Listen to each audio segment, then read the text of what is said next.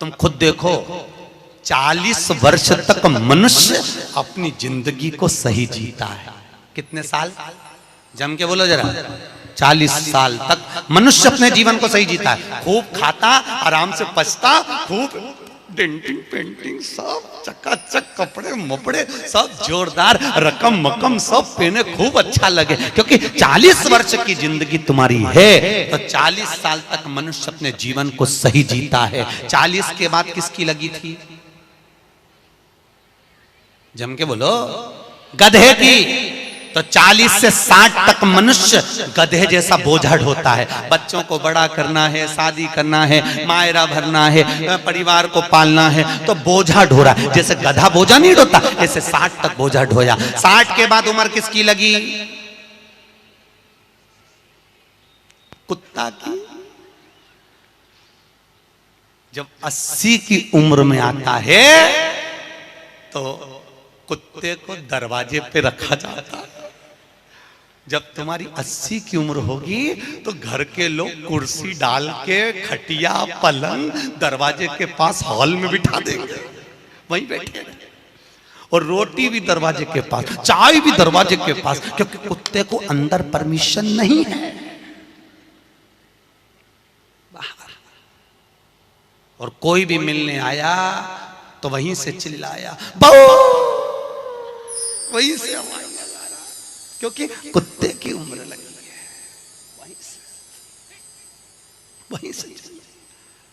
अब कुत्ते के बाद में 80 के बाद 80 से 100 उल्लू की। डॉक्टर साहब क्या गई? डॉक्टर साहब मुझे रात में नींद नहीं आती। डॉक्टर साहब ने टेबलेट दे दी, नींद की गोली दे दी, डॉक्टर साहब ने इंजेक्शन लगा दिया। कितने भी अच्छे अच्छे डॉक्टर को दिखा लेना, पर 80 से 100 साल की जब उम्र होगी, डॉक्टर को क्या मालूम कि किसकी लग गई। शिव महापुराण कहती है 80 से 100 में कितनी भी दवाई खाओ, कितने भी इंजेक्शन लगवाओ, पर रात्रि को नींद नहीं आएगी। गोली खा भी लोगे तो रात के 1:30-2 बजे तक चकाचक सोएगी, 2 बजे के बाद उल्लू जैसी बैठी रहेगी। 2 बजे के बाद कितना भी खाओ, कितनी भी दवाई खाओ, कितने भी अच्छे डॉक्टर को दिखाओ, पर 80 से 100 में जाग रही। आधी रात को जागे, बहू के मम्मी सो नहीं रही, आई सोई नहीं, आई के मारे नींद ही नहीं आई। अब इसके कौन समझाए उल्लू की लगी, कौन समझाए इसके? 80 से 100। अपन तो सब कथा छोड़ो, अपन अपनी कथा पे आओ। चलो महाराज, तो जो बहुत दूर रहती है ना वो अच्छी लगती है, जो पास में रह रही दूर के ढोल सुहावन, ठीक नहीं है, श्रेष्ठ नहीं। भागवत ज्ञान गंगा यज्ञ समिति वालों, काय श्रेणी की कथा 10-15 मिनट ज्यादा हो जाए तो कोई दिक्कत तो ना है? हाँ, क्या विचार है तुम्हारा? नहीं, अगर खाना हो तो मैं तुम अक्षतम किस्म कर दूं, मारे का ये मिर्ची का ठेसा तैयार, अपने कहीं कर। आमठी न चावल, आज तो खूब चक निपटा। अगला प्रश्न है, तो ये प्रदक्षिणा का प्रश्न है। अगला प्रश्न, शिवलिंग की पूजा करने के लिए शिवलिंग को घर में कहां रखें? जहां तुम्हारी मर्जी हो। अब ये तो भगवान शंकर को पूजा घर में रखो ना, जहां पूजन होती है, जहां देवता बैठे हुए वहां रखो।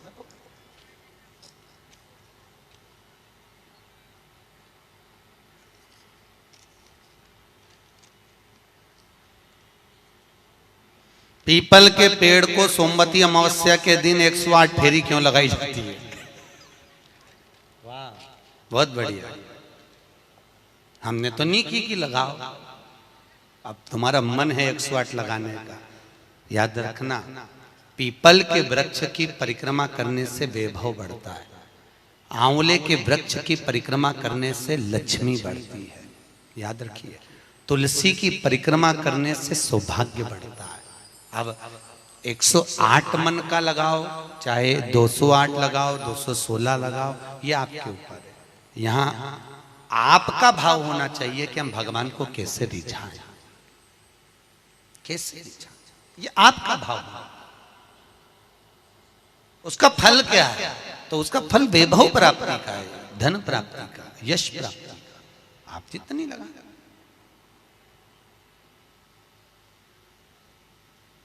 ऋषभदेव जी के पुत्र श्री भरत जी महाराज अपनी योनि से छूटे तो हिरण की योनि में गए। हिरण की योनि पाने के बाद श्री ऋषभदेव जी के पुत्र जो भरत जी थे, हिरण की योनि में आने के बाद में, हिरण की योनि पाने के बाद भरत जी को लगा कि मैं इस हिरण की योनि में पड़ गया हूं, इससे मुक्ति कैसे मिलेगी? तो हिरण की योनि में आने के बाद भरत जी महाराज पीपल के वृक्ष के नीचे जो संत बैठे हुए थे उनकी 108 परिक्रमा करते थे हिरण की योनि में। तो हिरण की योनि के 108 परिक्रमा कर रहे थे। उस दिन थी सोमती अमावस्या का दिन, जिस दिन हिरण की योनि से परिक्रमा करते करते भरत जी महाराज छूट गए थे और वापिस मनुष्य की योनि में आ गए थे। ये 108 परिक्रमा का फल है। ऋषभ जी के पुत्र हिरण की योनि से छूटकर परमात्मा की भक्ति को मनुष्य देह मिल गई। शायद हो सकता है हम मानव की देह में हैं और मनुष्य की देह में आकर अगर हम भगवान की 108 परिक्रमा लगाते हैं, हम भगवान का भजन करते हैं, 108 परिक्रमा के अंतर्गत हम डूबे रहते हैं, तो हो सकता है मनुष्य की योनि से छूटकर हम देव योनि में चले जाए, भगवान की परास प्राप्त हो जाए। मां तो शास्त्र कह रहा है, अंजना माता गौतम बाबा से कहने पर शंकर की आराधना कर रही है। और आराधना करी माता अंजना ने, शिव जी की आराधना करी, शंकर की जब आराधना करी, शंकर का अभिषेक करा, भगवान भूत भावन प्रसन्न हो गए और शंकर भगवान ने उसी समय माता अंजना को वर प्रदान करा, तो चिंता मत कर, तेरे घर में पुत्र होगा। पुत्र, तू क्यों चिंता कर? भगवान शंकर जब भी देते हैं छप्पर फाड़ के देते हैं। भगवान कृष्ण के यहाँ कितने बच्चे दिए? 1,77,086। अब अंजना माता के यहाँ भगवान संतान दे रहा है। भगवान अंजना माता के यहाँ हनुमान जी महाराज कितने भाई थे? माता अंजना के गर्भ से जो संतान हुई थी, हनुमान जी महाराज सगे भाई कितने थे? हनुमान जी कितने भाई? अरे बोलो तो सही, हनुमान जी भाई कितने हैं? सगे भाई कितने हैं हनुमान जी महाराज? तो अंजना माता ने जब भगवान शिव की आराधना करी, शंकर की जब आराधना करी, तब भगवान शंकर प्रसन्न हुए। समय बीता, माता अंजना के गर्भ में भगवान शंकर के तेज पुंज को पवन देव ने ले जाकर माता अंजना के गर्भ में स्थापित करा। स्थापित करने के बाद पूर्णिमा के दिन, चैत्री पूर्णिमा के दिन, भगवान अंजना माता के गर्भ से शंकर का ही एक अवतार श्री हनुमान जी महाराज प्रकट हुए हैं। महाराज श्री हनुमान जी महाराज की। हनुमान जी सगे भाई हैं 6। कितने भाई हैं? 6 सगे भाई। सबसे पहले नंबर हनुमान, फिर गतिमान, केतुमान, धृतिमान, यतिमान, ऐसे हनुमान जी महाराज के 6 भाइयों का क्रम वर्णन किया गया। कितने भाई हैं? 6। हनुमान जी महाराज का एक भाई है जिसका नाम है गतिमान। क्या नाम है? गतिमान।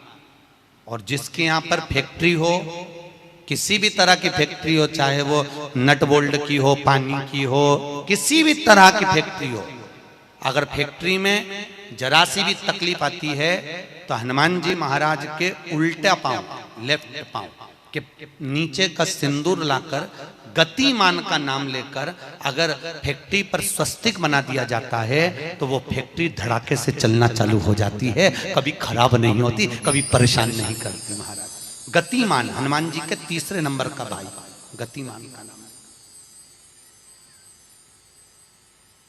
ये जो राजनेता होते हैं ना, जब चुनाव लड़ने के लिए जाते हैं और उन्हें विजय प्राप्त करना है तो विजय पाने के लिए वो एक ही काम करते हैं। हनुमान जी के 3 नंबर का भाई गतिमान, उस गतिमान के नाम से जो व्यक्ति युद्ध करने के लिए जा रहा है या विजय पाने के लिए जा रहा है, अपने बराबर का लच्छा जानते हो, नाड़ा मोली, उसको नाप कर गतिमान के नाम से लपेट कर हनुमान जी के मंदिर में रख देता है और उस मोली को फिर अपने हाथ पर बांध लेता है, तो वो हार नहीं सकता, विजय ही प्राप्त करेगा। गतिमान का इतना प्रभाव है हमारा, चाहे कुछ भी। गतिमान है, वो नीचे नहीं गिरने,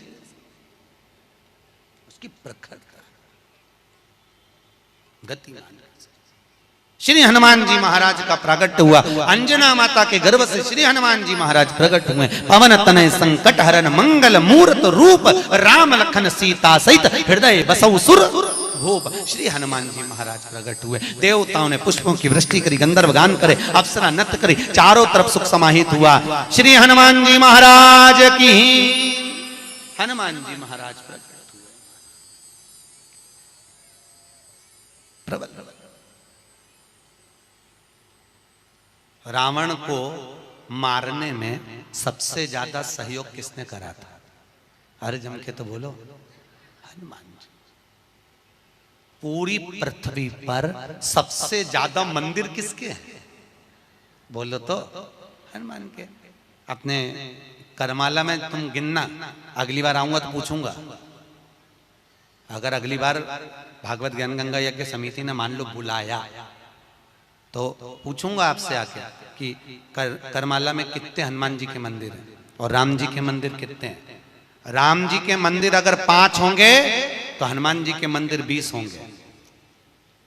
हर जगह पर हनुमान मिल जाएंगे, हर जगह, कहीं पीपल के नीचे, कहीं कहीं बैठे हुए, कहीं कहीं बैठे, हनुमान ही हनुमान, ढेर सारे हनुमान। आखिर हनुमान जी के मंदिर ज्यादा, राम जी के मंदिर कम क्यों? नहीं तो राम के मंदिर ज्यादा होना चाहिए, हनुमान के मंदिर कम होना चाहिए। पर हनुमान के मंदिर ज्यादा इसलिए हुए क्योंकि हनुमान जी ने राम जी की इतनी सेवा करी कि भारत की भूमि पर सेवा पुजा गई। इसलिए हनुमान जी के मंदिर ही मंदिर बन गए। मंदिर तुम्हारे भी बन सकते हैं अगर तुम सही से माता पिता की सेवा करो तो।